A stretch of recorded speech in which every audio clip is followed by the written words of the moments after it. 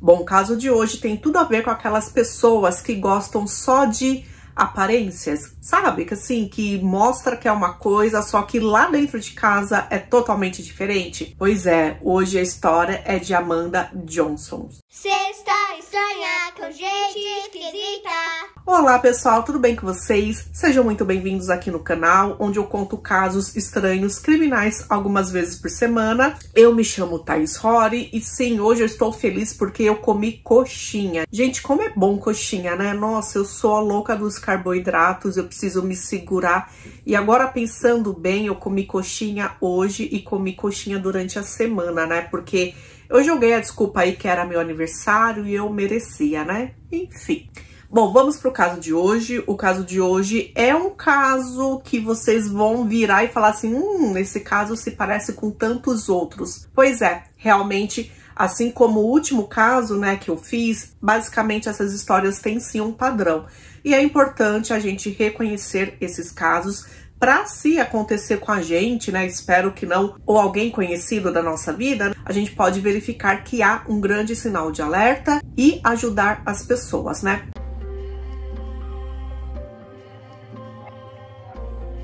Amanda Johnson nasceu dia 18 de agosto de 1975 na Geórgia, nos Estados Unidos. Amanda veio de uma família muito amorosa, a mãe dela era muito presente e ela tinha irmãs também que estavam sempre juntas com ela. Era basicamente uma família cheia de mulher, sabe? Ela chegou a se casar em um determinado momento e ela teve 2 filhos, Ellison e David. Em 2011, aos 36 anos de idade, ela se divorciou. Não ficou muito claro, porém os filhos dela já eram basicamente adolescentes ou adultos. Então eu não sei falar para vocês se eles já tinham saído de casa, porém eu acredito que eles já tenham saído de casa para ir para a faculdade, né? Que o pessoal lá nos Estados Unidos acaba saindo jovenzinho mesmo. Então em 2011 ela estava solteira e ela começou a entrar em algumas salas aí de bate-papo. Ela conheceu um cara que ela achou esse cara muito legal e ele se chamava Seth Purhole. As irmãs Alesha e Angie estavam sempre próximas dela. Então ela contou, né, quando conheceu o Seth e tal, e ela disse que diferente dos outros relacionamentos, ele a tratava super bem. E o interessante é que assim, Amanda começou a ter um relacionamento com ele, basicamente quando ele mais precisava. Ele estava desempregado,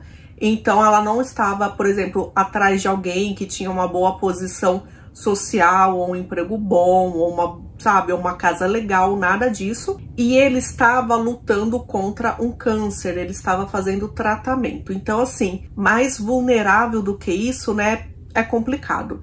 Então, claro que os dois começaram um relacionamento, ela deu todo o apoio para ele que ele precisava.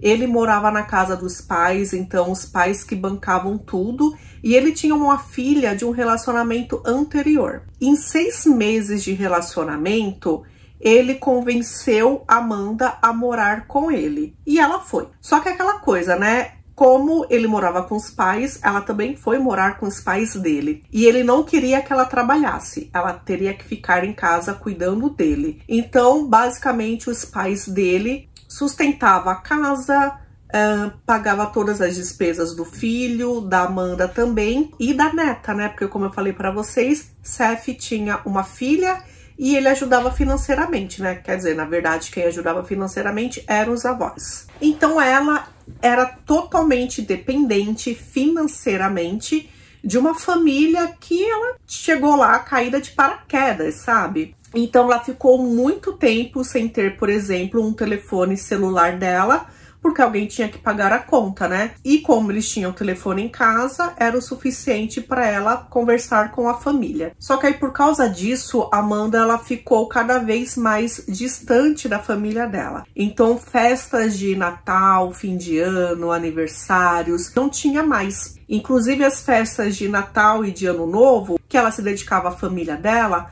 agora ela se dedicava à família então do Seth.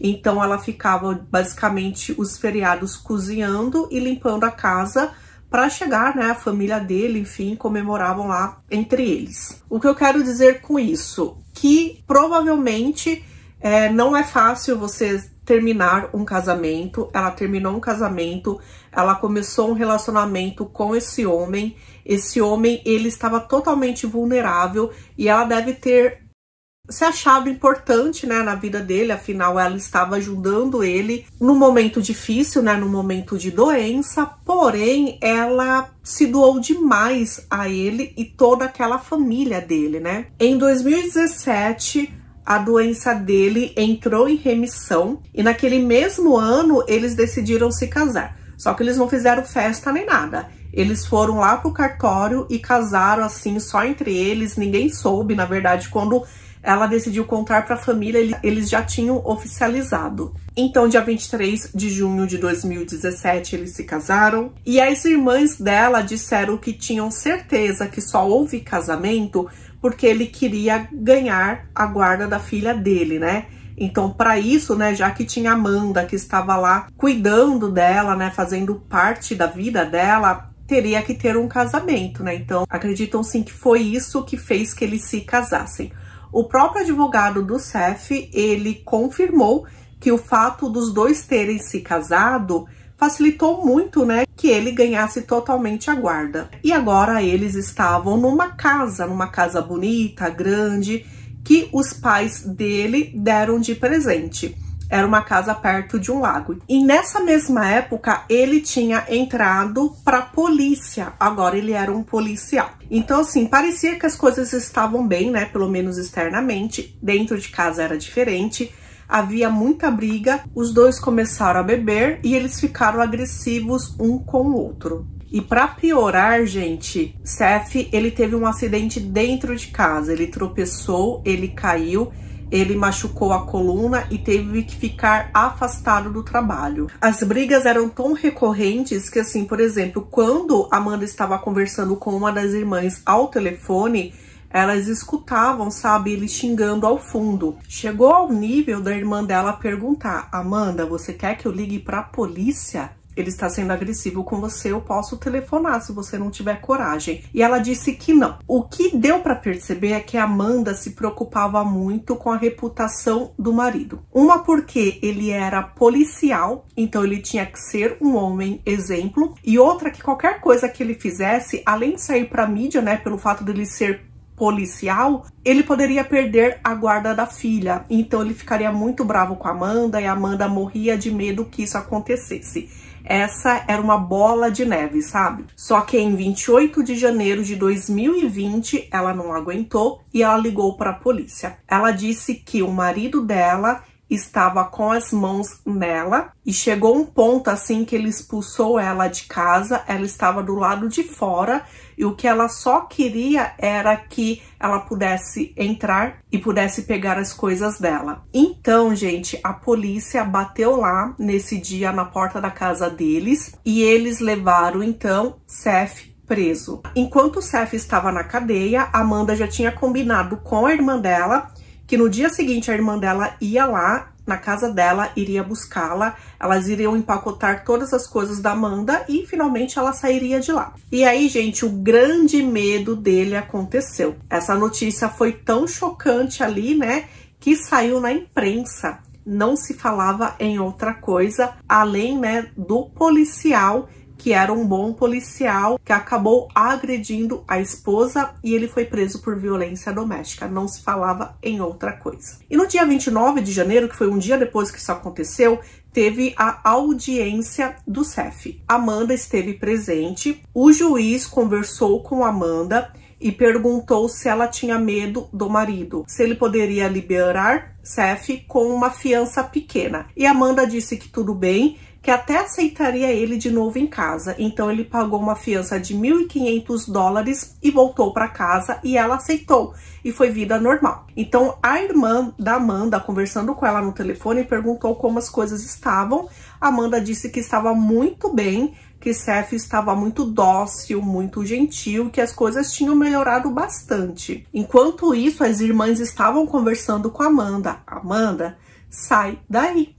O que você quer, né, gente? Sai daí, o que você tá esperando que aconteça? Só que a Amanda continuava lá com o marido dela. E apenas alguns dias depois que isso aconteceu, no dia 3 de fevereiro de 2020, Dessa vez foi Seth quem ligou para a polícia e disse que tinha acontecido algo terrível, que a esposa dele tinha tirado a própria vida. Então alguns policiais foram até lá e mais tarde, né, o xerife chegou. Quando o xerife chegou, ele disse que achou estranho que Amanda tivesse feito aquilo com ela mesma e ela tivesse naquela posição na cama, porque ela estava deitada com os dois braços ao lado do corpo, retos, e a arma estava no pé dela. Então, assim, se ela fez isso com ela mesma, não daria, sabe? Não era para ser aquela posição que ela seria encontrada. Sabe quando você sai do banho e fica aquele cheiro de shampoo? Os primeiros policiais que chegaram disseram que perceberam exatamente isso, né, do Seth. Então parecia que ele tinha acabado de tomar banho. Bom, o xerife percebeu aquela cena. Ele percebeu que tinha uma toalha úmida caída lá no chão, entre o quarto e o banheiro. E tinha 20 garrafas pequenininhas de uísque espalhadas ali no quarto. E todas elas estavam vazias. Seth foi para a delegacia, foi passar por interrogatório. E o que ele disse é que ele estava discutindo com a esposa e a esposa simplesmente foi lá, pegou a arma na mesinha de cabeceira e acabou fazendo isso. Ele perguntou então para o Seth se ele tinha encostado nela, ele garantiu que não. E aí o xerife disse, então, como ela estava naquela posição? Porque assim, ela atirou do lado direito dela. E a arma foi encontrada do lado esquerdo. Então, sabe assim, como não dá, as coisas não batem, né? E aí, depois de um tempo, Seth disse, eu acho que eu abracei ela. Sim, eu posso ter abraçado ela porque ela fez aquilo e aí, sem querer, eu acabei mudando a posição do corpo dela. Bom, em nenhum momento o xerife acreditou naquela história, que Amanda fez aquilo com ela mesma. E ele percebeu que Seth mais de uma vez disse que ele era policial, que ele era um bom policial. Então parecia que ele queria justificar que ele não poderia ter feito aquilo porque ele era um bom profissional. Então o marido resolveu dizer uma outra versão para o xerife. Ele disse que Amanda estava arrependida porque ela mentiu. Em nenhum momento ele agrediu Amanda. Só que como ela telefonou para a polícia chegou lá, ele foi preso, ele pagou fiança, ela se arrependeu. Então, assim, ela não queria que a reputação dele, né, passasse por aquele sofrimento, por aquele caos, tanto que ela escreveu uma carta de próprio punho dizendo que ela mentiu. Gente, essa carta existe, essa carta era a letra da Amanda, estava lá na mesinha de cabeceira dela, porém, não tinha nenhum erro, sabe? Quando você escreve assim com emoção e pode ser que você escreva alguma coisa errada e você rabisque. Gente, a carta estava perfeita. Ficou claro para todo mundo, inclusive para o xerife, que parecia que Seth estava ditando aquela carta e aí então ela acabou escrevendo o que ele queria. Gente, outra coisa, 20 minutos antes do marido ter ligado para a polícia, né, avisando que Amanda fez aquilo com ela mesma, um outro policial tocou a campainha da casa dele. Ele estava lá para entregar uma intimação. E ele disse que escutou passos, então ele sabia que tinha gente lá na casa. Ele anunciou pela campainha que era um policial e que teria que entregar lá aquela intimação. Ninguém apareceu. Ele ficou 7 minutos esperando alguém aparecer, até que ele foi embora sem resposta. Então, os policiais acreditam que, naquele momento, o Seth já tinha feito aquilo com Amanda, e aí ele ficou com medo que alguém chegou, tocou a campainha, e ainda por cima um policial, né? Então, ele ficou esperando para ver se, de repente, alguém tinha escutado alguma coisa, e por isso chegou lá de surpresa. Porém, ele resolveu esperar, deixar o homem ir embora e depois fingir aquela historinha e ter ligado para a polícia. O xerife, então, ele foi até os vizinhos. Gente, ele descobriu que muitos vizinhos presenciaram violência doméstica. Teve, inclusive, um vizinho que via várias vezes Seth puxando o cabelo dela e ele disse que ele ficava de longe observando porque se chegasse a um estado mais crítico, ele chamaria a polícia. E teve uma outra vizinha que disse que em 2 momentos, Amanda chegou nela e disse, se alguma coisa acontecer comigo, por favor, avisa a polícia, porque foi Seth que fez isso. Amanda morria de medo, gente. O motivo dela ficar com ele é porque ela tinha medo. Ela sabia que se ela se divorciasse dele, se ela saísse de casa, ou se ela o denunciasse, ele perderia a guarda da filha. E aí ele ficaria muito mais bravo com ela e poderia sim tirar a vida de Amanda. Quando o xerife questionou todos esses vizinhos por que eles nunca chamaram a polícia, né, antes daquilo ter acontecido, todos eles falavam: ele é policial. Sendo ele policial, a gente tinha medo de ligar e de denunciar, porque alguma coisa então sobraria para cima desses vizinhos que denunciaram. Bom, Seth disse para a polícia que naquele dia que tudo isso aconteceu, eles foram levar a filha até a escola e aí voltaram para casa, ficaram um tempo lá e depois eles saíram. Eles foram comprar bebidas em uma loja de conveniência. É possível ver a Amanda dirigindo o carro. Ela foi realmente comprar bebida numa loja drive-thru, então ela nem precisava sair, né, do carro. Ele, em contrapartida, ele entrou em uma loja e comprou também garrafas de bebida. Por que foi importante essa imagem? Porque ele estava vestindo uma roupa, uma camiseta da banda Pink Floyd, e quando os policiais chegaram lá, né, depois que ele ligou para a polícia porque a Amanda fez aquilo, ele estava com uma outra roupa. Então, assim, se ele não tinha tomado banho, que ele disse que ele não tomou, por que ele trocou de roupa, né? Quando os policiais investigaram mais, eles encontraram aquela camiseta dentro da máquina de secar, ou seja, ele não chegou a lavar, porém ele jogou lá. Foi encontrado resquício de sangue nessa camiseta e esse sangue era da Amanda, só que Seth disse que não tinha trocado de roupa, né? Então era meio estranho aquela camiseta estar dentro da máquina com sangue dela. Também fizeram testes nas mãos do Seth 3 horas depois que ele foi preso e foi determinado que tinha pólvora nas mãos dele, porém nunca fizeram esses testes nas mãos da Amanda, o que pra mim foi um erro, né? O que o advogado dele disse depois é que ele tinha pólvoras nas mãos porque ele estava dentro de uma delegacia, então ele foi contaminado pelo ambiente. Eu não sabia que isso acontecia, né? Gente, ele ficou 9 meses preso. Foi bem nessa época que teve início a Covid, né, a pandemia, em março de 2020, então houve um atraso aí de várias coisas. E aí, quando saiu finalmente a causa da morte, o legista determinou que a causa da morte dela foi que ela fez aquilo com ela mesma. Então ele disse assim que não encontrou, por exemplo, uma região de pólvora ali em torno do tiro, o que significa então que isso foi feito basicamente encostado na cabeça dela, né? Então era mais fácil ela ter feito isso. Não tinha marcas de defesa, então ela não lutou contra uma outra pessoa. E aí, por aí, esse médico legista foi o suficiente. Gente, o xerife ficou muito bravo, a promotoria ficou muito brava também com tudo isso, né, gente? Como assim, né? Mesmo assim, eles indiciaram Seth por ter tirado a vida da Amanda e ele iria, sim, a julgamento. Seth se declarou inocente de todas as acusações em fevereiro de 2022. Exatamente 2 anos depois da perda da Amanda, o julgamento começou. Gente, coisas muito importantes foram apresentadas nesse julgamento. Por exemplo, algumas vezes, né, que houve briga entre o casal, Amanda gravou, então foi mostrada uma gravação onde ela fez, né, com o celular dela, e Seth estava conversando com ela e ele vira para ela e fala: "Você acabou". E ela fica: "Como assim eu acabei?". E aí nessa discussão que eles têm, ele vira para Amanda e fala: "Você me deu um tapa". E ela responde: "Claro que eu te dei um tapa, né? Você me sufocou 8 vezes". Fora isso, outras provas foram apresentadas, por exemplo, machucados no corpo, olho roxo. Várias vezes isso aconteceu, que foram mensagens, né, que a Amanda mandava para as irmãs, mostrando o que ele fazia com ela. E vocês lembram daquele momento que ela ligou para a polícia porque Seth tinha trancado ela para fora de casa? Isso foi em janeiro de 2020. Pois é, naquela época a filha dele foi levada então para a delegacia e ela foi conversar com uma psicóloga infantil.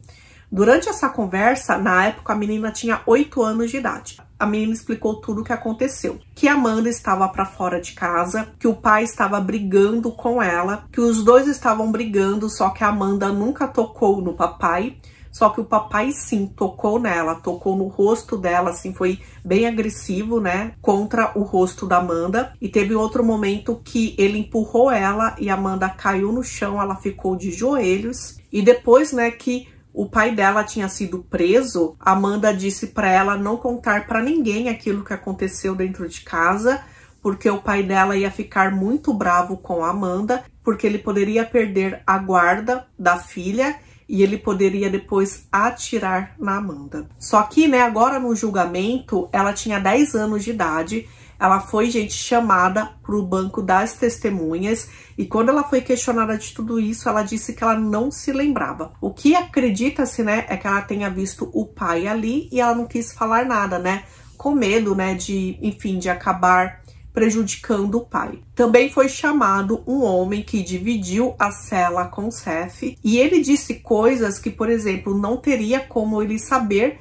se Seth não tivesse contado para ele. Então ele disse que estava dando medicamentos para a esposa para ela ficar desacordada, que eram os analgésicos fortes que ele tomava para dor, né? Porque ele tinha caído e se machucado, então ele estava em tratamento e ele acabou misturando ali esses remédios na bebida ou na comida de Amanda. Dessa forma, Amanda estava dormindo mais profundamente. E foi assim que ele pegou então a arma e atirou nela. E ela não reagiu, por isso que ela não tinha marcas de defesa, porque ela estava dormindo. Então, gente, com tudo isso, né, sendo dito ali no julgamento, o júri acabou considerando ele culpado de ter tirado a vida dela em primeiro grau, premeditado, e ele recebeu a prisão perpétua sem direito a condicional. O que as irmãs dela falam é que foi um sentimento agridoce, né? Da mesma forma que você está feliz porque a justiça foi feita, isso não irá trazer Amanda de volta. Então, é essa sensação, né, gente? Todo mês de agosto, que é o aniversário, né, da Amanda, elas acabam liberando alguns balões roxos. E em 2022, que foi o último aniversário dela, elas também colocaram números de telefone para qualquer mulher que precise de ajuda, né, ligue para aquele número, que é uma conscientização da violência doméstica. Bom, Amanda tinha apenas 44 anos quando ela perdeu a vida. A mãe dela disse que ela seria uma mulher muito feliz hoje se ela estivesse viva, que em nenhum momento ela deixa de pensar na filha. E Amanda hoje, inclusive, seria avó. E infelizmente ela está perdendo tudo isso. E uma coisa também que a mãe dela pede é que, assim, apesar dela ter morrido, né, com o sobrenome do marido, no túmulo dela não tem aquele sobrenome. No túmulo dela, ela é enterrada como Amanda Johnson Pardue. Johnson, que é o sobrenome dela de solteira, e Pardue, que é o sobrenome dela do primeiro casamento, que é exatamente esse sobrenome que os filhos dela têm. E Sherry, né, a mãe, disse que realmente não quer que a filha seja associada com o sobrenome do homem que tirou a vida dela. Então, por respeito, né, esse caso ele é conhecido aí como Amanda Perrault, que é o sobrenome, né, do Seth, porém, em respeito, né, será aqui utilizado o nome que a mãe dela quis. Eu não consegui encontrar o que aconteceu com a filha dele, se os pais dele, né, se os avós maternos estão cuidando dela, ou se ela voltou a guarda para a mãe dela, né? Eu não consegui encontrar para trazer para vocês. É um caso que muitas pessoas não entendem, né? Ela teve todo o apoio da família dela para sair de lá, para abandonar o marido, e ela ficou por causa de medo. E, gente, medo é um negócio que paralisa. É um negócio que mexe com a mente, que só quem sofre isso entende, né? Então é isso, gente. A gente se vê no próximo caso. Se você não é inscrito aqui no canal, considere se inscrever para não perder nenhum conteúdo, tá bom? Quiser me seguir lá no Instagram, eu estou no @ThaisRory e também no @SextaEstranha. A gente se vê por lá e por aqui também nos comentários, tá bom? Beijinho, gente. Até a próxima. Vamos ficar com os aniversariantes, tá bom? Tchau, tchau. Vamos para os aniversariantes agora? Gente, eu fiquei muito feliz quando eu soube que várias pessoas fizeram aniversário, né? Fazem aniversário comigo no dia 30 de maio. E muitas pessoas também fazem aniversário lá no finalzinho, ou no começo, ou no meio de maio, enfim. E aí, primeiro eu vou dar feliz aniversário para essas pessoas que eu não dei ainda. E aí eu vou dar para outras pessoas agora no comecinho de junho. Porém, durante ainda a semana, eu venho com mais um pouco de feliz aniversário, porque eu acabei me perdendo, tá? Eu sei que tem gente que não tá aqui na lista, que deixou sim o nome e que eu não coloquei, porque foram muitos comentários que eu recebi, então eu acabei me perdendo, sabe? Me desculpem. Essa semana teremos mais esse quadro Feliz Aniversário, tá bom? Dia 6 de maio foi aniversário da Edjane Cavalcante e da filha da Edna Santos. Dia 16 de maio, parabéns foi da Diva Martins. Dia 21 de maio, da Jéssica Arco-Íris. 23 foi aniversário da Valéria Nascimento. Dia 28 de maio, parabéns foi da filha da Aura Baião. Dia 29 de maio, parabéns foi do filho da Maria Cristiana Lima e da Márcia Waltrick. Parabéns. Ai, dia 29 também foi aniversário da Miriam Regina Noronha. Parabéns. Dia 30 de maio, junto comigo, fizeram aniversário o netinho da Ana Silva Araújo, a Denise Castro Ferreira, a filha da Júlia Esclian, a Valentina, a filha da Verônica Andrade, também do Flávio Nobre, o Wesley Fernando, também foi aniversário da Vanessa Eduardo e da Maria de Lourdes e da Daniele Severiana. Parabéns, pessoal. No último dia do mês, no dia 31, parabéns foi para Pérola, que fez 6 aninhos e é filha da Franciele Nogueira. Parabéns. Também da Gisele Teixeira e da Giovana, filha da Vitória Martins. E também por esses dias fez aniversário Marisa, 16 anos, fez o extremo Brown, e a irmã dele fez 27 anos, ela se chama Jéssica. E também foi aniversário de Tuca Campos. Parabéns, pessoal. Começando agora um novo mês, dia 1º foi aniversário da dona Rosângela, mãezinha do Roger Vinícius, parabéns. E também da Raísla Trindade, filha da Mary Ferreira. Dia 2, o aniversário foi da Clecilene, do Caio, que fez 8 aninhos, é filho da Janete Santos. E a Magali Mai e o filho dela fizeram aniversário no mesmo dia, parabéns. Dia 3, o parabéns foi para Vera Nascimento e Vera Lúcia Santos de Jesus. Ontem, dia 4, o parabéns foi para Paula OOR, que mora no Japão, também da Alexandra Mello e da Maria Cristiana Lima Cruz. Parabéns. Hoje o parabéns vai para Cleide Souza e amanhã para Agnes Mello, Miguel Isaías e Silvio Pesca. Que vocês tenham tido um ótimo aniversário, que vocês tenham um novo ciclo muito abençoado, cheio de coisas boas chegando por aí. Saúde, amigos, alegria, sonhos realizados e tudo que vocês desejam. Parabéns e um ótimo novo ciclo.